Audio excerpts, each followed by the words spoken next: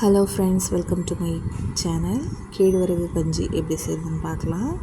நான் கேழ்வரகை 10 நிமிஷத்துக்கு முன்னாடி ஊற வச்சு நல்லா வாஷ் பண்ணிவிட்டு அதை அரைச்சிக்கோங்க. மிக்ஸியில் போட்டு நல்லா அரைச்சி பால் எடுத்து வச்சுக்கோங்க. 2-3 தண்ணி ஊற்றி நல்லா அரைக்கலாம். அரைச்சி நிறைய பாலே வரும். நல்லா அரைச்சி பால் எடுத்துக்கோங்க. கேழ்வரகு ரொம்ப நல்லது, குழந்தைங்களுக்கு பெரியவங்களுக்கு எல்லாருக்குமே. குழந்தைங்களுக்கு அடிக்கடி கொடுக்கலாம். 1 இயர்க்குள்ளேருந்தே கொடுக்க ஆரம்பிச்சிடலாம்.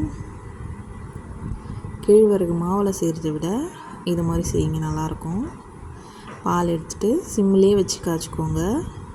ரொம்ப ஸ்பீட் வச்சிங்கனாக்கா கீழே அடி பிடிச்சிரும். அடி பிடிக்காமல் காய்ச்சிக்கிங்க. கை விடாமல் கிளறிட்டே இருக்கணும். இப்படி கெட்டி ஆனதுக்கப்புறமா காய்ச்சி வச்ச பால் அதில் ஊற்றிக்கோங்க.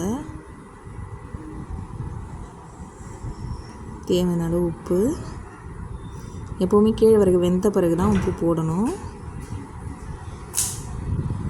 மோஷன் ப்ராப்ளம், பசங்களுக்கு வயிறு எல்லாம் வேசிக்கிறது, இது எல்லாமே சரியாகும்.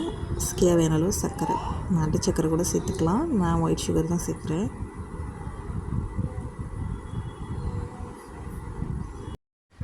வீக்லி ஒரு 3 டைம்ஸாவது செஞ்சு கொடுங்க. இது கூடவே பாதாம், முந்திரி அது கூட ஊற வச்சு அதை நம்ம அரைக்கும் போதே சேர்த்து வச்சு அரைச்சி கூட அதில் கலந்துக்கலாம். ரொம்ப ஹெல்த்தி தான்.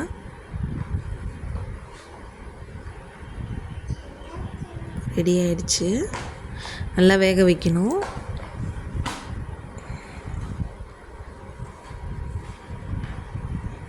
கேழ்வரகு கஞ்சி ரெடி. தேங்க்ஸ் ஃபார் வாட்சிங். Please subscribe.